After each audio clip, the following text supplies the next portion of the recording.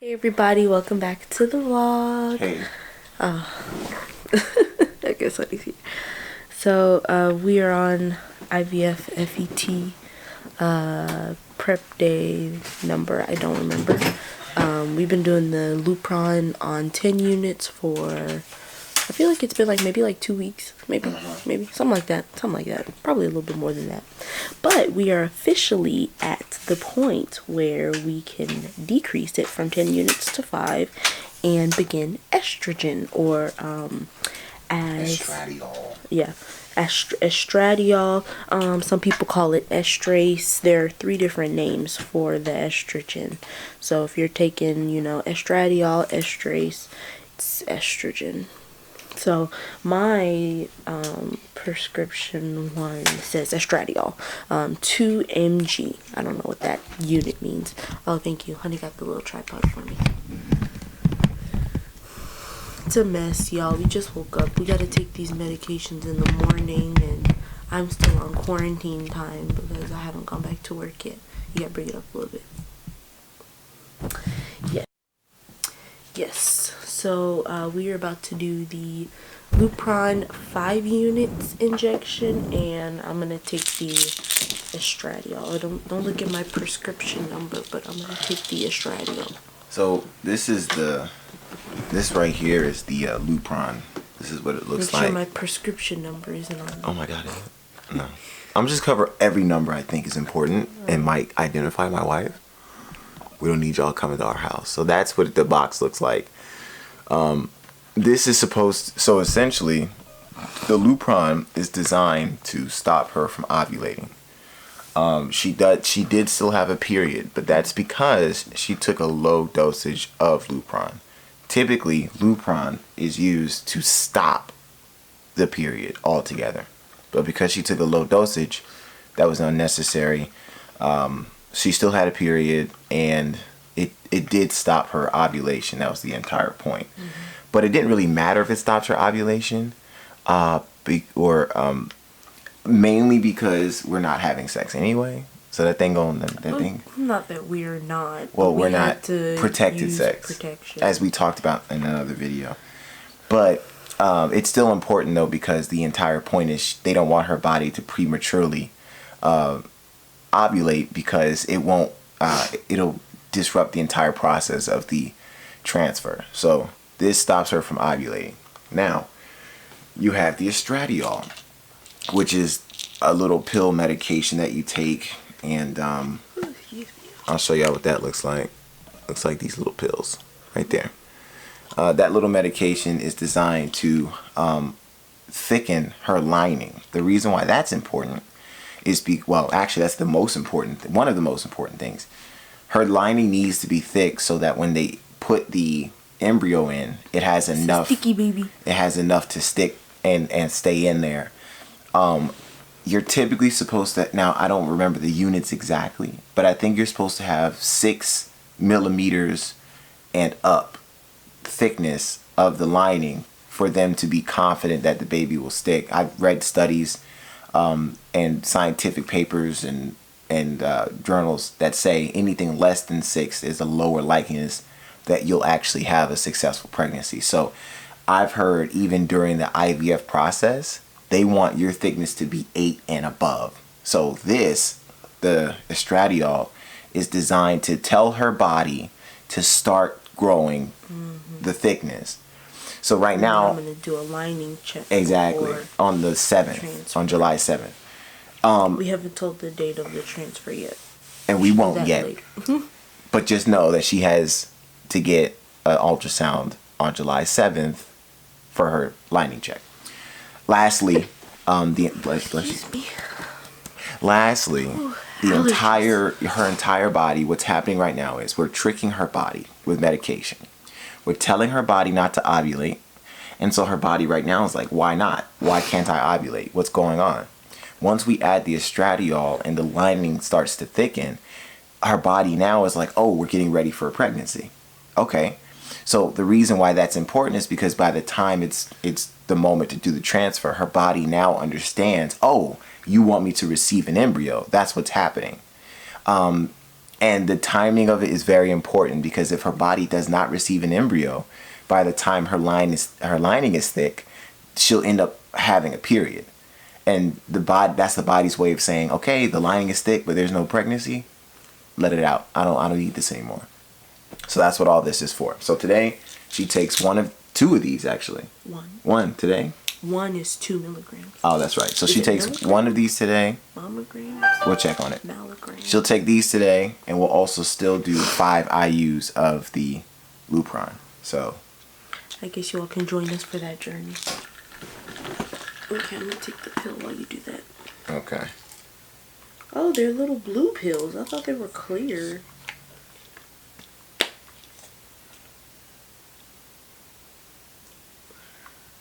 There we go. 2, 4. 2, 4, 6. The reason why I have to look at it that way is because the needle that we have here, it is in tens. So it's 10, 20, 30, 40. But every tick is 2s. Now, the crazy part is I have to give her 5 IUs. So literally, I have to eye it and go 2, 4, and then I have to get right in between the 4 and the 6 tick, which I think I did. So that worked out. So now, some new needles. And yes, guys, that is the size of the needle. That's what that looks like. I don't know if we can focus. It's super long anyway. Don't worry about it. It's super long. We really need some new needles, because this thing is, from what my wife has said, it's extra painful, because the other ones... Well, the thing is that this isn't the Lupron needle. Technically, it's the progesterone needle, but we ran out of the Lupron ones, and I'm still waiting for my doctor to let me know which one I can buy. Yeah. So in the meantime, we are using this one, but it's a little bit too long, because the progesterone is supposed to go, back there, and this is supposed to go, up here. Yep. So here we go. We're about to go ahead and do the injection now. I already got a bruise. Just to answer you guys' question, because I know you're thinking, yes, it is very difficult for me to stab my wife with needles every day. I think they can see it. It's right there. It's not a birthmark, it's a bruise. So first I'm going to spray it with some of this numbing cream. And see if that helps to prevent any further bruising. Oh, let me sanitize again. COVID-19, bro. I gotta make sure you don't give me the coronavirus. Hand sanitizer ain't gonna help. Who's that? Nobody. Oh, it's 10 a.m., girl. Yeah, I'm going.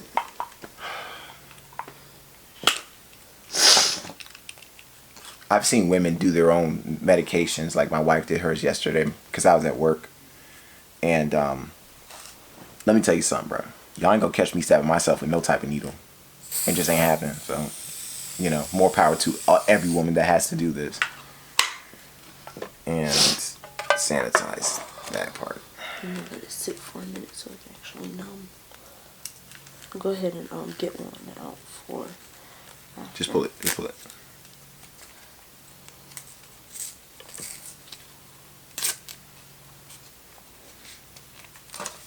And also, if you're doing this process, don't ever sit and worry about whether or not it's enough medication. Just do it. Just do what the doctor says. They know what they're talking about.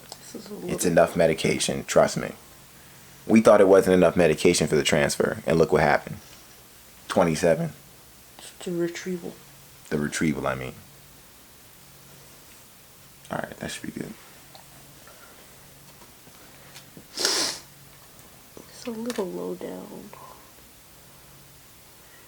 You're a little low down. But I don't want to get the actual bruise. Ow. Well, go in a little bit more if you can. That was 5 units, right? Mm-hmm. Okay. Bruh. There was a little bit of blood coming out. You gotta... What? Hand me the other one. Oh, sorry. I thought there was still medication coming out. I mean, that's what I'm saying. It's gonna all bubble out. You got it. Yeah, we gotta get them to answer us about the needle. So anyway, guys, that's it. We're gonna be doing this for another week. until they tell us otherwise. Yeah. No, it's gonna be a couple weeks. What you mean? No, because it's this week, right?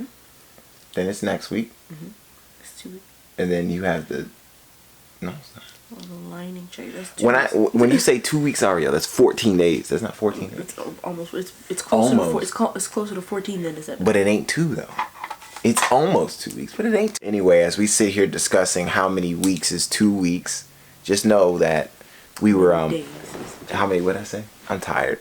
We were just we were discussing last night actually about how far we've come, just from the beginning of our entire journey, looking at, when we first got married, we first decided to have children, finding out that she was pregnant literally the day after we said that to each other. It was 2 weeks. I know you don't understand whatever, measurements. Dude. It was like right after.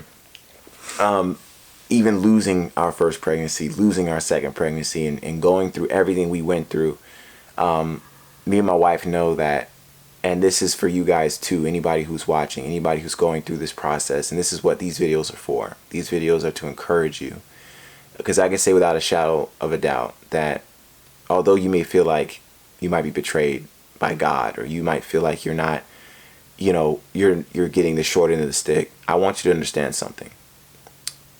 As a parent who has to go through IVF medication, thousands upon thousands of dollars in money that you have to give, right? Just for this process to happen, all the years of waiting that you have to endure, you have an appreciation for your child that 98 to 99% of parents will never have. You will appreciate your child to a different extent and to a different degree than 90, 98, 99% of the people that you know that have ever had kids, because you've had to go through a process that 98 to 99% of people never had to go through, right?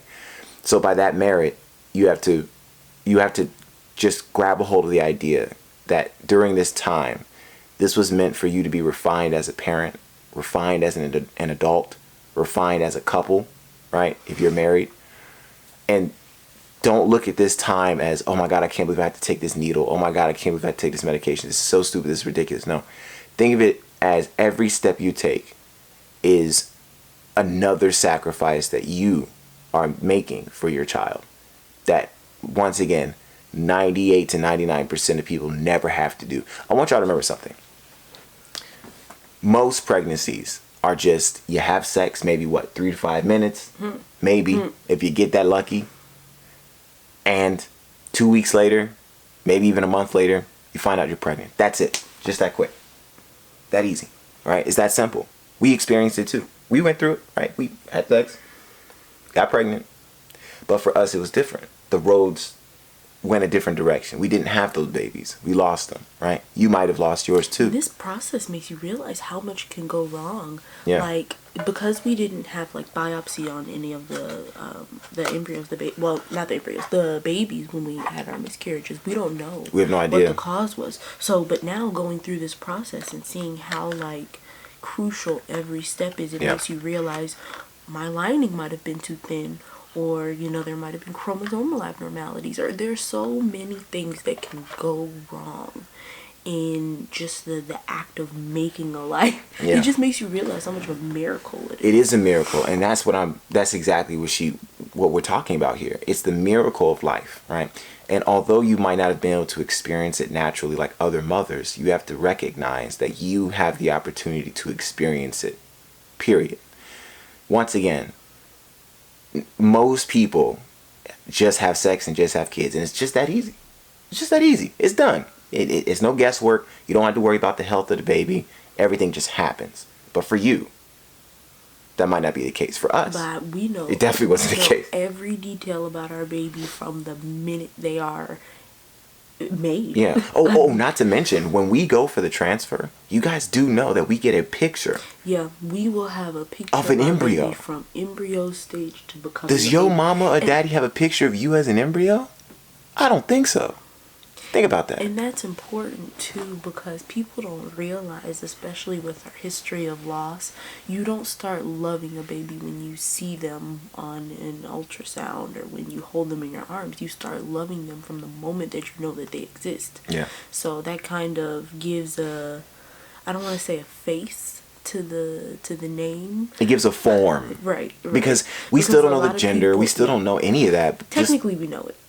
But we don't know which one. Yeah, we told her not to tell us. Right. So if we asked her, she would tell us. But my point is that especially, you know, going through losses the way that we have so early on in pregnancy, some people will say, well, you never even, you know, knew the gender, you never even this or that. But that's not the fact of the matter is that some people are blessed with the ability to begin loving their baby just when they're still teeny tiny, when they're still a sac in the uterus. And some people don't love their babies until they feel them kick. Some people don't start to love their babies until they hold them in their arms, and there's nothing wrong with that, but it's different. It's a difference in who you are and, you know, your journey and everything. Yeah. So but recognize that your journey, the journey that we are on, right, the journey that many of you are watching are on, it is not for the faint of heart. This is not for the person who wants an easy way out. This is not for the person who wants a quick fix. This is for the person who is long suffering, who can withstand disappointment after disappointment after disappointment and not give up. This process is for the person who understands the power of prayer, fasting, and faith. If you don't have those abilities, if you don't have those processes within your mind, soul, and spirit, I urge you, do not do this process. Find another way. Because if you are not willing to sit and deal with the pain that comes with having to even begin this process, but then also the pain of not knowing if anything will work. Is this enough medication? Do I need more? You know, stabbing yourself with needles for weeks upon weeks and medication upon medication. This is not for the person who wants it to happen quick. And if that's what you want, I'm sorry. But I can assure you something. This is one of the most, if not the most rewarding process you can possibly go through. Because once you're done with all the needles, and look at this, y'all. Once you're done with all the needles, look at all these needles, man. Huh? Once you're done stabbing yourself with all these needles, taking all this medication, taking all these pills. You're showing my information. We'll block it out. Once you're done doing all that, okay, and everything is finally finished, and you get at the end of the process to hold a baby in your arms, the baby you've been waiting on all this time. That's what's most rewarding, right? So don't sit and don't be sad about having to go through the process. Just be happy that your appreciation for your child is going to be 1,000 times greater than any regular parent that had a regular pregnancy. Just saying. That's for everybody out there, right? What do they say? The best things in life aren't free. And there's another saying about how the longer you wait, the better the reward. There's a lot of sayings. There's a lot of sayings about patience. There's a lot of scriptures. There's a lot of scriptures about patience. I mean, honestly, there's so many things you could say. So many examples. That does sound familiar. You know what I'm talking about? It's like 10 a.m. But the point I make, I'm trying to have an inspirational speech in the dead of the morning. You know, it's very difficult. I'm going to end it here. We love you guys. We thank you all for joining us, obviously, coming along with us on this journey. It ain't over yet.